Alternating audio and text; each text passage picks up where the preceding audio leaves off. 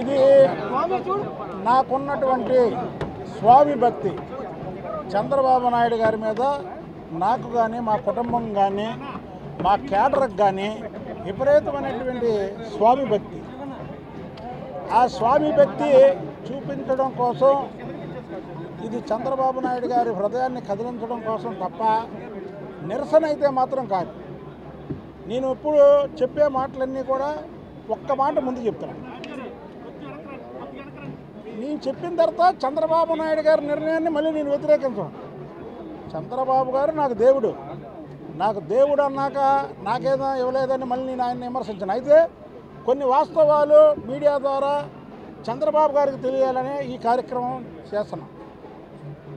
చంద్రబాబు నాయుడు గారు నాకు ఎమ్మెల్సీ పదవి ఇవ్వడం జరిగింది.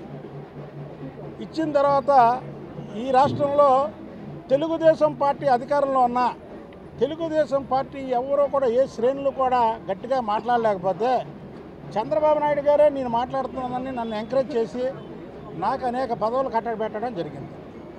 అయితే 2014లో 13లో నాకు ఇన్ఛార్జి పదవి ఇచ్చి ఫ్లైఓవర్ ఉద్యమం నేను గట్టిగా చేస్తే దానికి ఆయన రావడం, ఆ రోజు నన్ను సింగిల్గా పిలిచి నువ్వు ఎమ్మెల్యేగా పోటీ చేస్తావని ఆయన చెప్పడం జరిగింది. మా దరిద్రానికి వీడు ఎవడైతే ఉన్నాడో ఈ కేసీఆర్ నాని అనే ఎదవ నా దరిద్రానికి వాడొచ్చాడు ఇక్కడికి ఎంపీకి.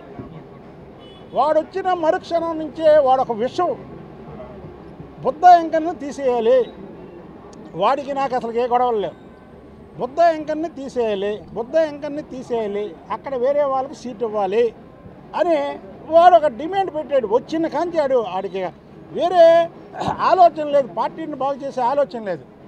చంద్రబాబు గారు కూడా ఆ రోజు ఉన్నటువంటి పరిస్థితుల్లో ఇసిగిపోయి సరే వెంకన్న నువ్వు అర్బన్ పార్టీ అధ్యక్షుడికి వెళ్ళు అని నన్ను మార్చడం జరిగింది ఇన్ఛార్జిగా. అర్బన్ పార్టీ అధ్యక్షుడిగా ఉండగా ఈ విజయవాడ సిటీలో ఎవరు పార్టీ అధ్యక్షుడు 6 సంవత్సరాలు చేయాల, 2 సంవత్సరాలు చేస్తే పారిపోయేవాళ్ళు ఈ పార్టీ వద్దు బాబు అని. 6 సంవత్సరాలు చేశా, చక్కగా చేశా. గవర్నమెంట్ పోయింది, మళ్ళీ ఎదవ ఎన్నికయ్యాడు ఈ బడ్డుగాడు, ఈ నానిగాడు మా గ్రహచారం బాగాక మళ్ళీ ఎన్నికయ్యాడు. అయితే వాడు మళ్ళీ ఎమ్మన్నే బుద్ధ వెంకన్న తీయాలి, వాడు ఏజెండా వేరేది లేదు, ఎంత ఫైట్ చేస్తున్నా తీయాలి తీయాలి తీయాలి తీయాలి అనే ఒకటి తప్ప వేరేదే లేదు. అయినా సరే చంద్రబాబు నాయుడు గారికి నా గౌరవంతో రాష్ట్ర ప్రధాన కార్యదర్శి ఇచ్చి 3 జిల్లాలకు ఇన్ఛార్జిగా వేశారు ఉత్తరాంధ్రకి. ఇప్పుడు కూడా ఉన్నాను నేను. అయితే ఇంకా గౌరవం పెంచాడు కానీ చంద్రబాబు నాయుడు గారు ఎక్కడ నన్ను తగ్గించలే.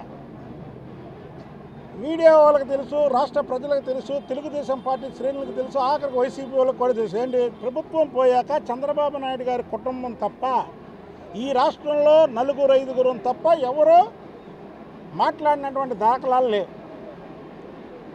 ఇంకా అయ్యన్న గారు మాట్లాడారు కానీ ఎక్కడ ఫైటింగ్కి వెళ్ళా, నేను ఫైటింగ్ కూడా వెళ్ళా. నేను మాచర్లు వెళ్తే తురక కిషోర్ అన్న వ్యక్తి నన్నే దొంగతో కొట్టింది. బాండోమా పక్కన ఉన్నాడు, నన్నే కొట్టింది, నా మీదే అటాక్ జరిగింది.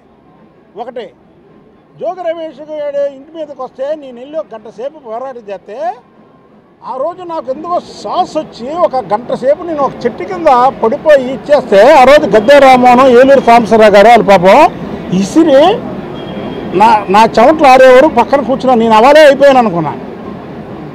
ఇలాగా పోరాటానికి విజయవాడలో ఎవడవనన్నా కాదన్నా నేను ఒక బ్రాండ్ అనేది రాష్ట్రం మొత్తం తెలియపరిచా.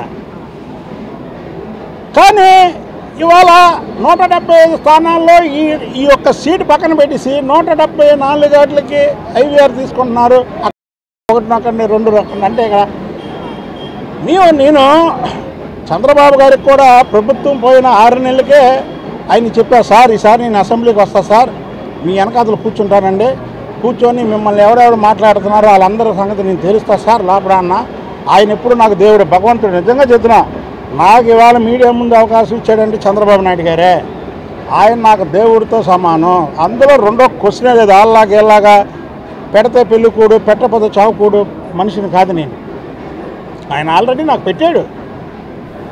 ఆయన అయితే నా డిమాండ్ ఏంటంటే ఇవాళ భారతదేశంలో సంకీర్ణ ప్రభుత్వాలు వస్తున్నాయి.